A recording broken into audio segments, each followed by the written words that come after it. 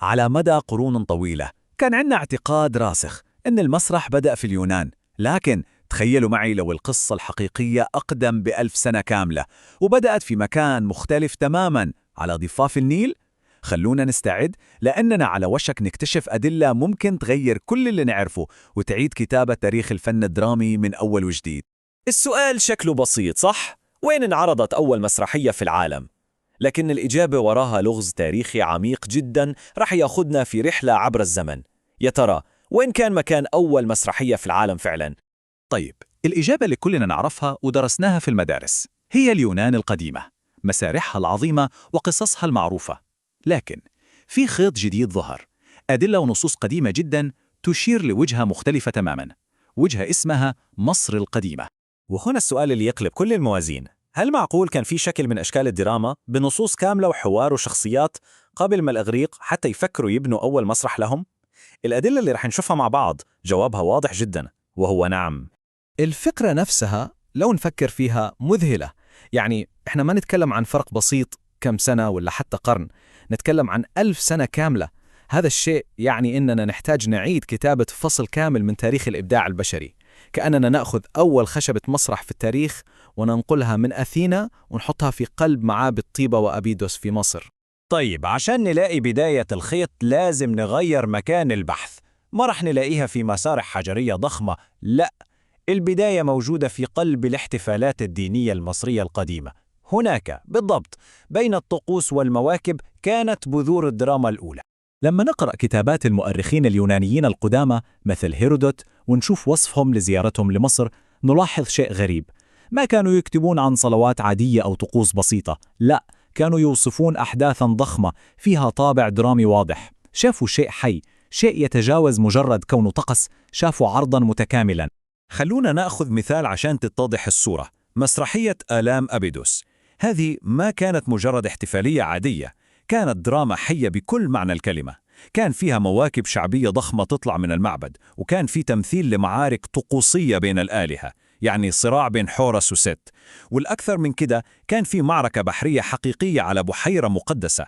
وفي النهاية كل هذا العرض يوصل لذروته مع مشهد قيامة أوزوريس اللي يمثل انتصار الخير على الشر.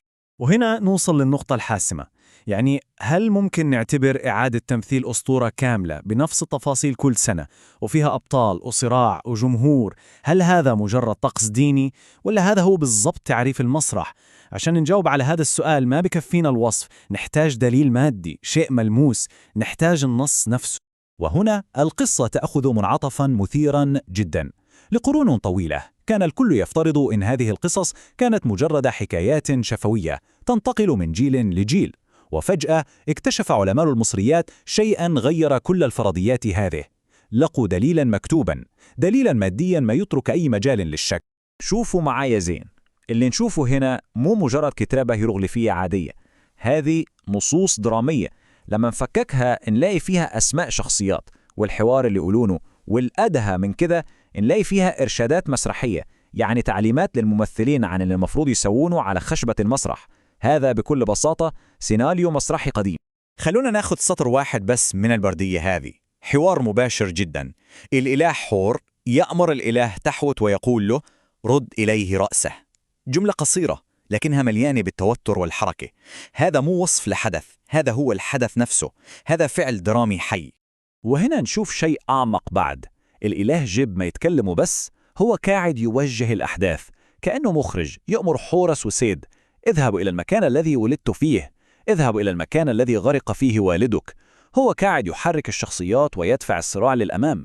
هذه مو مجرد حكاية، هذا إخراج مسرحي مكتوب على ورق. وهذا هو الدليل القاطع، بردية الراميسيوم الدرامية. احفظوا هذا الاسم زين، لأنها تعتبر أقدم نص مسرحي معروف في تاريخ البشرية، أقدم من أي مسرحية يونانية بأكثر من 1000 سنة. والشيء الأهم، ما كانت مجرد قصة خيالية، كانت نصاً حقيقياً انكتب عشان يتم تمثيله في حفل تتويج ملك فعلي، الملك سنوسرت الأول.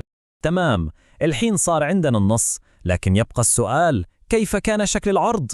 كيف تحولت هذه الكلمات المكتوبة على ورق البردي إلى أداء حي قدام الناس؟ النقوش القديمة هذه مذهلة لأنها مثل الصورة الفوتوغرافية اللي تجمد لحظة من العرض. هنا مثلا نشوف الملك بنفسه يقوم بدور رئيسي في الاحتفال، وحوله الكهنة والأميرات وأفراد العائلة المالكة.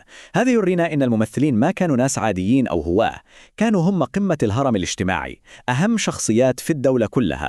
وهذا يوصلنا لفهم إنه المسرح المصري كان شيء مختلف تماماً. يعني ما كان فيه مبنى اسمه مسرح. خشبة المسرح كانت ساحة المعبد أو البحيرة المقدسة. الممثل الرئيسي كان الفرعون بنفسه، والجمهور ما كان جالس يتفرجوا بس، لا، كانوا مشاركين فعالين في الحدث. والأهم من كل هاد إنه العرض ما كان موجه للبشر بس، الجمهور الأسمى كان الآلهة نفسها. طيب، نوصل الآن لجوهر الموضوع كله. ليش كل هذا؟ إيش كان الهدف من هذه العروض الدرامية الضخمة؟ ليش كانت بهذه الأهمية؟ الإجابة هنا تكشف عن اختلاف جذري وكبير في نظرتهم للفن وللعالم كله. وهذه المقارنة تلخص كل شيء. في اليونان المسرح كان مثل المراية اللي تعكس الحياة، هدفه الترفيه، الفن أو التطهير النفسي للجمهور. أما في مصر الدراما كانت شيء تاني تماماً، كانت أداة لخلق الواقع. الهدف ما كان مجرد تمثيل النظام الكوني، الهدف كان ضمان استمرار هذا النظام. فرق هائل. وهذه هي الفكرة المحورية اللي لازم نستوعبها.